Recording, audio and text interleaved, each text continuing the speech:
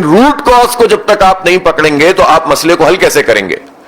لہذا یہ تو آج نہیں تو کل اور کل نہیں تو پرسوں ریاست کو، حکومت کو، ریاست کو چلانے والوں کو یہ سوچنا پڑے گا کہ عوام کی رائے کو کچل کر آپ کبھی بھی لوگوں میں محبت فروغ نہیں دے سکتے، اس کا آپ کبھی بھی لوگوں کو جو ہے اپنے ساتھ نہیں ملا سکتے.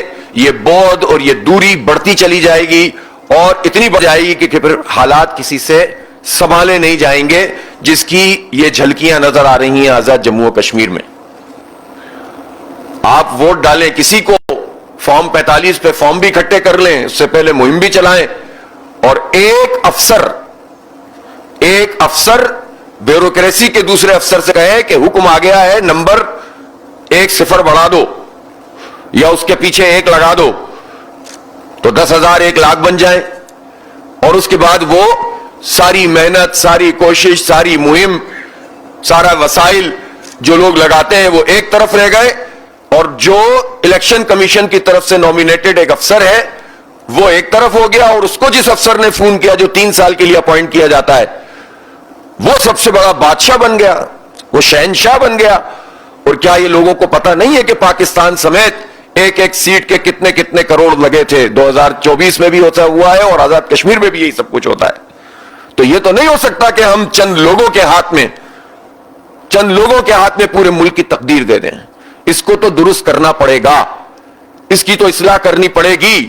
جتنی جلدی کر لیں گے اتنے حالات جلدی بہتر ہو جائیں گے، نہیں کریں گے تو پھر حالات کسی کے کنٹرول میں نہیں رہتے. اس لیے کہ جب ہجوم کی سیاست شروع ہوتی ہے تو پھر اس کے نتیجے میں اسی طرح سے ہوتا ہے کہ پھر آپ کو سرا ہی نہیں مل رہا ہوتا، کیونکہ یہاں آرگنائز پارٹیاں تو ہیں نہیں، یہاں ڈیموکریسی تو خود پارٹیوں میں نہیں ہے، یہاں پر اس کی پریکٹس ہی نہیں ہوتی.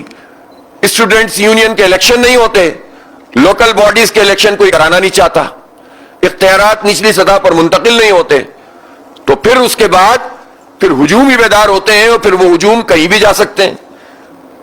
لیکن بدقسمتی سے ان ہجوموں کو پھر مزید طاقتور لوگ اپنی طاقت کے تسلط کے لیے استعمال کرتے ہیں، بجائے اس کے کہ عوام کی رائے کے لیے استعمال کیا جائے. تو یہ وہ سارا عمل ہے جس سے 25 کروڑ انسان پورے پاکستان کے اور 45 لاکھ انسان آزاد جموں و کشمیر کے یہ گزر رہے ہیں. اس کی اصلاح کے لیے ایک رائے عامہ کو بھی ہموار کرنا ہوگا اور اس روٹ کاز کو ٹھیک کرنے کے لیے بڑی جدوجہد کرنی ہوگی. جہاں تک عوامی مطالبات کا تعلق ہے، جس کا تعلق بھی لوگوں کی تعلیم سے ہے، روزگار سے ہے، صحت سے ہے، سستی بجلی سے ہے، پانی سے ہے، خوراک سے ہے، اس سے کون انکار کر سکتا ہے؟ اور کوئی اگر یہ مطالبہ کر رہا ہے اور حکومت نے اس کو تسلیم کر لیا ہے، اس پر دستخط کر دیے ہیں، تو یہ حکومت کے پاس تو راستہ موجود ہے کہ ٹھیک ہے ہم نے دستخط کیے ہیں، ہم اس کو تسلیم بھی کریں گے، لیکن اس کا ایک ٹائم فریم ہے، ہم پہلے نہیں مان سکے. آپ تو دیکھیں نا عام زندگی میں کیا ہوتا ہے، لوگ قرض لیتے ہیں کسی سے اور جب وقت پر قرض ادا نہیں کرتے تو کیا ہوتا ہے، کوئی کسی کو گولی مار دیتا ہے، دوبارہ بیٹھ کر بات ہوتی ہے، ری شیڈول کر لیا جاتا ہے اور اس کے نتیجے میں جو ہے وہ مسئلہ حل ہو جاتا ہے. تو اگر کسی ٹائم فریم میں کوئی کام نہیں ہو سکا تو اگلا ٹائم فریم طے ہو سکتا ہے نا. طے شدہ چیز کو تو انڈو نہیں کیا جا سکتا. جہاں تک اس بات کا تعلق ہے کہ مظاہرین، ہم ان کو نصیحت کر سکتے ہیں، ہم ان کو سمجھا سکتے ہیں، ہم ان کو بتا سکتے ہیں کہ ظاہر ہے کہ کسی غصے میں، یہ غصہ آپ کا کسی فرد کے خلاف ہے، کسی حکومت کے خلاف ہے، حکومت چلانے والوں کے خلاف ہے، لیکن اس غصے کا اظہار پاکستان کے خلاف تو نہیں ہونا چاہیے. اس غصے کا اظہار اس طرح تو نہیں ہونا چاہیے کہ جس کی جو زد ہے وہ ان لوگوں پہ پڑے جنہوں نے اپنی جانیں نشاور کر دی، جنہوں نے خون بہا دیا، جنہوں نے ہجرتیں کر لیں. ہجرت کا دکھ وہی محسوس کر سکتا ہے جو اپنا گھر بار چھوڑ کر، خاندان چھوڑ کر، اپنی بزرگوں کی قبریں چھوڑ کر، سب کچھ نچھاور کر کر سرحدیں عبور کر کے دوسری طرف آتا ہے. ایسی زبان سے بات کر دینے سے نہیں پتہ چلتا کہ ہجرت کیا چیز ہوتی ہے. پاکستان بنتے وقت جو کچھ ہوا ہے اور کشمیر کے لوگوں نے جس طرح سے قربانیاں دی ہیں، ہم صرف اس ٹیکنیکل گراؤنڈ کے اوپر یہ نہیں کر سکتے کہ اس کو نمائندگی دے دو اور اس کو نمائندگی سے محروم کر دو. سسٹم میں خرابی کو دور ہونا چاہیے. ہم تو اگرچہ کہ ایک سالس کا رول ادا کرنے کی بات کر رہے ہیں، لیکن اس کے باوجود میں واضح طور پر کہنا چاہتا ہوں کہ یہ کیسے ممکن ہے کہ مقبوضہ کشمیر کے لوگوں کو ایک طرف رکھ کے ہم اپنی کوئی بات کر سکیں؟ ہم کیسے ان کو اپنے آپ کو جسٹیفائی کر سکتے ہیں؟ اس لیے میکینزم پر بات ہو سکتی ہے. یہ بات صحیح ہے کہ یہ کیسے ممکن ہے کہ ایک وزیر صاحب یہ بیان دے دیں کہ یہ 10 سیٹیں اور 12 سیٹیں تو میری جیب میں پڑی ہوئی ہیں، باقی کی فکر تم کرو. تو یہ تو نہیں ہونا چاہیے. اس طرح سے تو پھر کسی کا بھی اعتبار قائم نہیں ہوگا. لیکن مجھے یہ بتائیے کہ جو آپ کی 33 براہ راست سیٹیں وہ کس کی جیب میں ہوتی ہیں؟ اگر 12 سیٹیں مقبوضہ کشمیر کے لوگوں کی ان کے جیب میں ہوتی ہیں تو یہ 33 کس کے جیب میں ہوتی ہیں؟ جس کی اسلام آباد میں حکومت اور جس کا پنڈی سے ایما آتا ہے، تو حکومت تو آزاد کشمیر کی اسی کی بنتی ہے نا. اور یہ سلسلہ تو چلا آ رہا ہے. اور اس میں قصور عوام کا بھی ہے کہ سب کچھ ہونے کے بعد برادریوں کی بنیاد پر، جتھوں کی بنیاد پر اور مفاد کی بنیاد پر ہم ان لوگوں کو سپورٹ کرتے ہیں کہ جو اپنی پارٹیاں بھی بدلتے رہتے ہیں، عقائد بھی بدلتے رہتے ہیں اور وہ پنپتے رہتے ہیں، عوام کو کچھ نہیں ملتا. تو اس لیے ان 12 سیٹوں کے حوالے سے بھی گفتگو ہو سکتی ہے، بات چیت ہو سکتی ہے، اس کو طے کیا جا سکتا ہے، لیکن نمائندگی کو مائنس کرنے پہ تو کوئی بات نہیں ہو سکتی. یہ بات تو طے ہے. اور میں یہ سمجھتا ہوں کہ یہ ایسی بات نہیں ہے کہ جو جوائنٹ ایکشن کمیٹی سے منوائی نہ جا سکے. اور الحمدللہ جب ہم نے پیش رفت کی ہے، ہمارے ڈاکٹر خالد محمود صاحب اور ان کی ٹیم جوائنٹ ایکشن کمیٹی کے لوگوں سے ایک سے زیادہ مرتبہ انگیج ہوئی ہے، بات ہوئی ہے، بیٹھ کر ایک نقطے کے اوپر بات ہوئی ہے، تو الحمدللہ اوپننگ بنی ہے. اس لیے کہ سنجیدگی سے کوشش ہو رہی ہے، خلوص سے کوشش ہو رہی ہے. اس میں ہمارا اپنا کوئی ایجنڈا نہیں ہے موجود. تو اللہ نے چاہا تو یہ راستہ نکلے گا اور یہ سب باتیں ہوں گی. میں تفصیل میں اس لیے نہیں جاؤں گا کہ یہ پروسیس پھر متاثر ہو سکتا ہے. میں ایک شق کو نہیں بیان کر سکتا یہاں. تو جوائنٹ ایکشن کمیٹی کی طرف سے ایک کنسنٹ پہلے بھی جب اور لیڈرز نے بھی بات کی تھی تو انہوں نے کہا تھا کہ ہم ثالثی کے لیے تیار ہیں. ظاہر ہے کہ وہ بات پھر آگے بڑھ نہیں سکی، لیکن جماعت اسلامی تو مسلسل کوشش کر رہی ہے. اور میں بہت شکر گزار ہوں آپ تمام زعماء کے جو تشریف لائے ہیں. اور اب سے پہلے ہم نے 3-4 دن پہلے ایک نشست رکھی تھی جس میں آپ سب لوگ تشریف لائے تھے. یہ جن لوگوں نے بھی ظاہر خیال کیا اور کچھ آج نہیں کر سکے، یہ سب موجود تھے. اور وہاں پر بھی سب کا یہ اتفاق تھا کہ مذاکرات کو اور امن کو موقع دینا چاہیے. اور آج بھی یہ آپ کی سب کی اجتماعی رائے ہے کہ مسئلے کا حل جھگڑا نہیں ہے، مسئلے کا حل گولی نہیں ہے، مسئلے کا حل گالی نہیں ہے، تصادم نہیں ہے. یہ تصادم ہم افورڈ نہیں کر سکتے، ہم اپنے بچوں کا خون نہیں دیکھ سکتے. اور دونوں طرف سے پاکستانی ہیں، دونوں طرف سے، چاہے وہ پولیس ہو، چاہے وہ رینجرز ہو، چاہے وہ احتجاج کرنے والے ہوں، ہم سب ایک ہیں. تو ہم میں سے جس کا بھی خون بہے گا ہمارا خون بہے گا. یہ خون نہیں بہنا چاہیے کسی بھی صورت میں.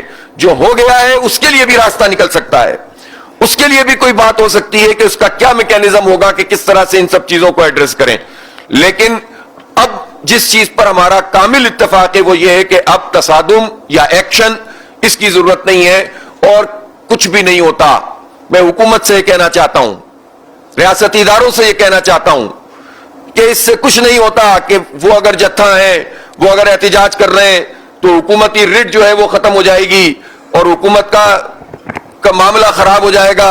اور کیسے ممکن؟ کچھ نہیں ہوتا. ریاست اپنے آپ کو جب ماں کہتی ہے تو ماں اپنے بچوں سے یہ بات تو نہیں کہتی کہ اگر میں نے تمہاری بات اب مان لی تو جو ہے وہ میری بات خراب ہو جائے گی. ماں سینے سے لگاتی ہے، چمٹاتی ہے، پیار کرتی ہے، چاہے وہ کتنا ہی خراب کیوں نہ ہو، دل سے لگاتی ہے. تو ماں بنو نا بھائی. یہ کون سا طریقہ ہے کہ دشمن بنانا شروع کر دو؟ ہمارا پاکستان متحمل نہیں ہو سکتا. اپنے دشمنوں کی تعداد نہ بڑھائیے پلیز. بلوچستان، خیبر پختونخوا، سندھ، پھر اس کے بعد آزاد کشمیر، یہ کہاں تک ہم جائیں گے؟ ہم ان باتوں میں نہیں جاتے کہ جو کچھ ایسے ناعاقبت اندیش لوگ ہوتے ہیں کہ جو ان حالات کا فائدہ اٹھا کر ریاست اور حکومت کے خلاف اور پاکستان کے وجود کے خلاف ہی بات کرنا شروع کر دیتے ہیں، یا ہمارے جو پرنسپل اسٹینڈز ہیں ان کے خلاف بات کرتے ہیں. ہم کو کبھی بھی فیور نہیں کر سکتے، لیکن ریاست کو یہ کرنا ہوگا کہ لوگوں کو با اختیار بنانا ہوگا. یہ جو عدم اعتماد کی فضا ہے اس فضا کو دور کرنا ہوگا. لوگوں کو سہولتیں دینی ہوں گی، تعلیم دینی ہوگی، روزگار دینا ہوگا. خاص طور پر نوجوانوں کو ایڈریس کرنا پڑے گا.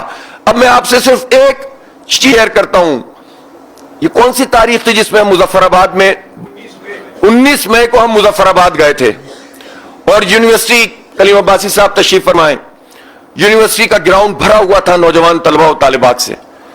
जिस तरह कराची से ये शुरू हुआ था हमारा बनो काबिल का आईटी का इनिशिएटिव, फिर ये चलते चलते चित्राल तक चला गया और मुजफ्फराबाद में पूरा ग्राउंड भरा हुआ था, लड़के लड़कियां सब मौजूद थे। शदीद गर्मी थी उस दिन, लेकिन उन्होंने शदीद गर्मी के बावजूद वो टेस्ट भी परफॉर्म किया, वहां कैंपस भी बन गए बहुत सारे, और अल्लाह ताला ने मौका दिया तो ये सब बच्चे बच्चियां हमारी पढ़ेंगे, एक पाई भी हम उनसे वसूल नहीं करेंगे। और ये पूरे पाकिस्तान में ये सिलसिला चल रहा है, मुजफ्फराबाद में भी चल रहा है। मैं आपको बताता हूं कि बलोचिस्तान के बारे में आपका क्या इंप्रेशन होता है, कि जैसा लगता है कि सारे के सारे अब मुल्क दुश्मन हो गए। नहीं, 4 जगहों पर इन दिनों में, पिछले 2-3 महीने में 4 जगह, कोयटा, लोरालाई, गवादर, जाफराबाद, ये 4 मुख्तलिफ हिस्से हैं बलोचिस्तान के।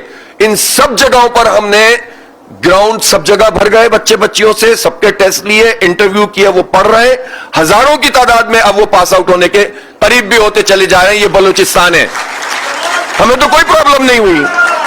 नहीं, मैं ये जमात इस्लामी का तो मामला है, लेकिन ये काम रियासत क्यों नहीं करती, ये काम हुकूमत क्यों नहीं करती, इन नौजवानों को एड्रेस क्यों नहीं करते? 4 स्कीमें निकाल देते, इतने लैपटॉप बांटेंगे, इतने ये करेंगे, इतने वो करेंगे, और जो हजारों अरब रुपए का बजट है पूरे, मैं तो पूरे पाकिस्तान के तनाजुर में बात करता हूं, और खुद आजाद कश्मीर का जो बजट होता है वो कहां जाता है?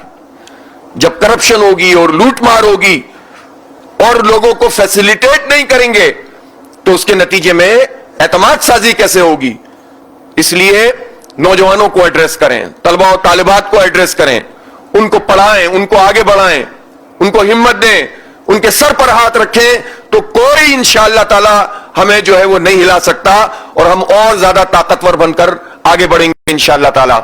लेकिन अफसोस की बात यह है कि जिनके हाथों में इख्तियार है और इख्तिदार है, 78 साल से एक कंसोशियम बना हुआ है जागीरदारों और वडेरों और बरादरियों के बड़ों का, और वो जो है वो जर्नेलों, और फिर उसके बाद माजरत के साथ आपने ब्यूरोक्रेट होने पर एतराज किया था, लेकिन सिस्टम तो वही चल रहा है ना, अंग्रेज चला गया है, सिस्टम वही चल रहा है। तो अच्छे बुरे इंडिविजुअल तो होते ही हर जगह, अल्हम्दुलिल्लाह वहां भी हमने देख लिए अभी अच्छे लोग, लेकिन कलेक्टिवली माइंडसेट क्या बनता है? रूल करने के लिए आते हैं, अवाम को खादिम समझते हैं, खुद को हाकिम समझते हैं। जब अवाम खादिम बनेगी और आप हाकिम होंगे तो फिर कैसे आप अवाम के साथ इंटरेक्ट कर सकते हैं, बात कर सकते हैं? इस माइंडसेट को बदलने की जरूरत है। तो इन पढ़े लिखे लोगों ने, इन बहुत तालीम याफ्ता लोगों ने, जिनका इख्तियार 78 साल से इस पूरे खित्ते पर मौजूद है, इन 78 साल में इनका यह फेलियर है कि आज भी 3.25 करोड़ बच्चे पाकिस्तान में आउट ऑफ स्कूल है 5 से 16 साल के, और यही हाल आजाद जम्मू कश्मीर में भी है, अगरचे के यहां तालीम का रेशो बेहतर। जहां तक इसका ताल्लुक है, मैं नौजवानों से खास तौर पर आजाद कश्मीर से कहना चाहता हूं उनके, कि भाई पूरा पाकिस्तान आपके लिए खुला हुआ है, अल्हम्दुलिल्लाह। पाकिस्तान आपके लिए बिल्कुल अपने हाथ फैलाए हुए खड़ा हुआ है। पाकिस्तान के अवाम को, आजाद जम्मू और कश्मीर के अवाम से न सिर्फ ये कि कोई प्रॉब्लम नहीं है, बल्कि आपको हम अलग समझते ही नहीं है, आप तो हमारा वजूद का हिस्सा है। तो फिर आपको कोई भी इधर उधर की बातों में लगा ना सके, और आप बिल्कुल फोकस रहें अपने मुतालिबात पर, अगर आप कर रहे हैं, और आप फोकस रहें इस बात पर पे कि कोई भी आपके इन जज्बात को इस्तेमाल करके कहीं हमें ऐसी राहों पे ना ले जाए कि जिसके नतीजे में कुछ नहीं मिलेगा। इसलिए पाकिस्तान कश्मीरियों का है और कश्मीर पाकिस्तान का है, और सिर्फ आजाद कश्मीर नहीं है, पूरा का पूरा कश्मीर, गिलगित बल्तिस्तान, जम्मू, लद्दाख, ये अल्हम्दुलिल्लाह ये सब है। और इसकी आजादी, एक आजादी की तहरीक हम सबके ऊपर फर्ज है, उनका पड़ोसी होने की हैसियत से, नजरिए की हैसियत से भी, और कमिटमेंट्स की हैसियत से भी। जिसको बेस कैंप होना चाहिए, उस बेस कैंप को अगर हुक्मरान तबका अपनी नालायकियों की वजह से डिफेंसिव पोजीशन पर आ गया है और दुनिया में मुजाहरे हो रहे हैं, तो यह उनके लिए शर्म का मुकाम है। मैं समझता हूं कि जितना वक्त गुजर गया वो गुजर गया, अब आइए बैठिए, बात कीजिए। हमें कोई पॉलिटिकल पॉइंट स्कोरिंग का शौक नहीं है। अगर हुकूमत यह कहती है कि नईम रहमान साहब नहीं हो, जमात इस्लामी नहीं हो, हम चाहते कि हमारी पसंद का कोई सियासतदान है, अगर उसके ऊपर इत्तेफाक होता है तो आप उस पर इत्तेफाक कर लीजिए, हमें तो कोई प्रॉब्लम नहीं है। लेकिन इतना हम जानते हैं کہ کشمیر سے جو ہمارا تعلق ہے وہ خون کا تعلق ہے. پاکستان کا کون سا گاؤں ایسا ہے جہاں ہمارے نوجوان موجود نہ ہوں ایسے کہ جنہوں نے سب کچھ نچھاور کر دیا, جانے تک دے دی ہیں, خون بہا دیا ہے. کشمیر کا ہم سے تعلق ہر قسم کی مفاد سے بالا تر ہے. میں تو یہ موقع نہیں ہے, کسی اور موقع پہ میں کبھی کشمیریوں سے بات کروں گا اور ان سے پوچھوں گا کہ جماعت اسلامی نے قصور کیا کیا ہے کہ زلزلہ ہو, سیلاب ہو اور پریشانی ہو, مشکلات ہو, کشمیر کوس کی وکالت ہو, اس کے لیے آواز اٹھانا ہو, تحریک کو چلانا ہو, مہاجرین کے سر پر ہاتھ رکھنا ہو, اس سب کے لیے الحمدللہ جماعت اسلامی آپ کے ساتھ موجود ہوتی ہے. تو پھر وہ کون سی ہم میں کوتاہی اور قصور ہے کہ جب آپ کو موقع ملتا ہے تو آپ اس طرف توجہ نہیں دے پاتے.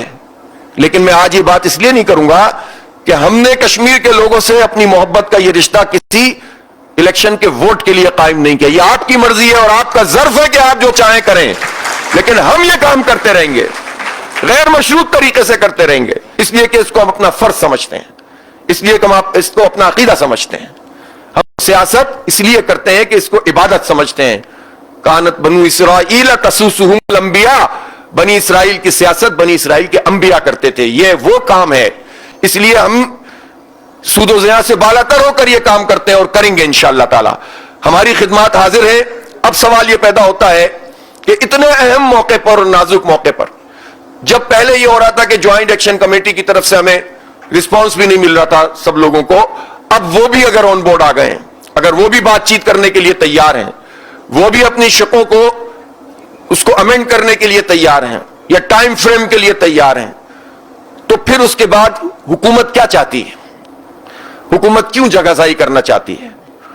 اور میں وزیر اعظم صاحب سمیت اور وزیر داخلہ پاکستان کے, وہ بھی آزاد جموں کشمیر کی لیڈرشپ بھی, ہمیں معلوم ہے کہ آپ بہت زیادہ بالکل ایسے رہتے ہیں کہ کوئی چیز بھی خود کرنے کے لیے تیار نہیں ہوتے, لیکن بہرحال آپ کا آزاد جموں کشمیر سے تعلق ہے, اختیار ہے, اقتدار ہے.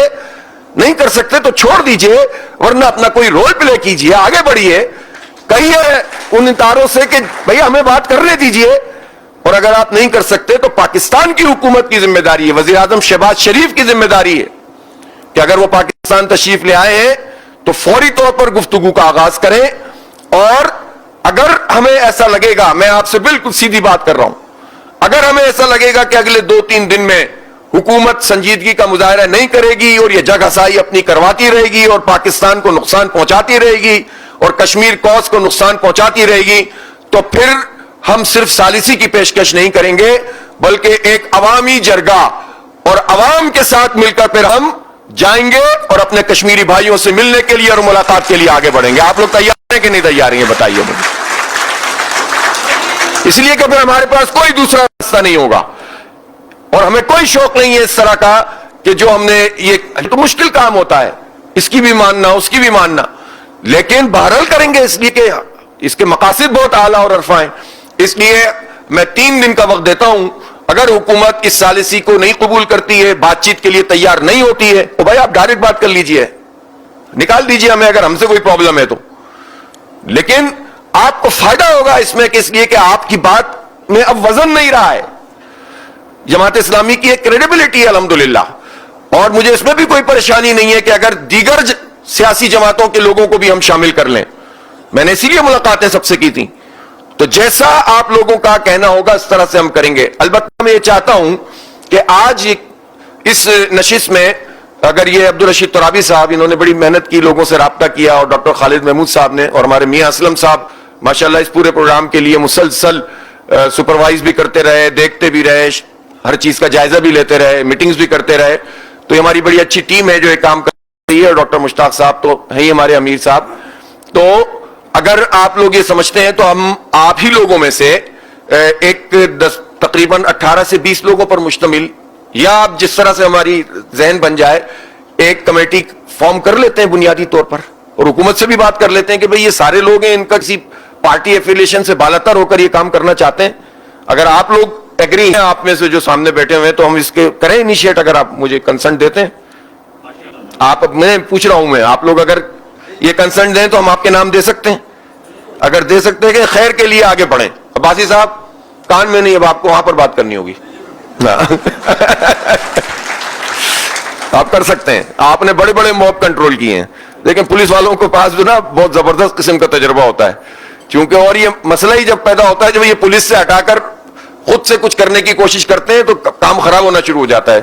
پولیس جو ہے وہ بہت اچھی طریقے سے ہینڈل کر سکتی ہے, اس کو لائن اس کو یہ ملی ہوئی ہے کہ گڑبڑ نہیں کرنی اور خون نہیں بہانا اور مارنا نہیں ہے, غلط طریقے سے ہینڈل نہیں کرنا. تو پولیس کے پاس یہ صلاحیت ہوتی ہے, ان کی تو پوری ٹریننگ اسی پہ ہوتی ہے کہ موب کو کیسے ہینڈل کرنا ہے.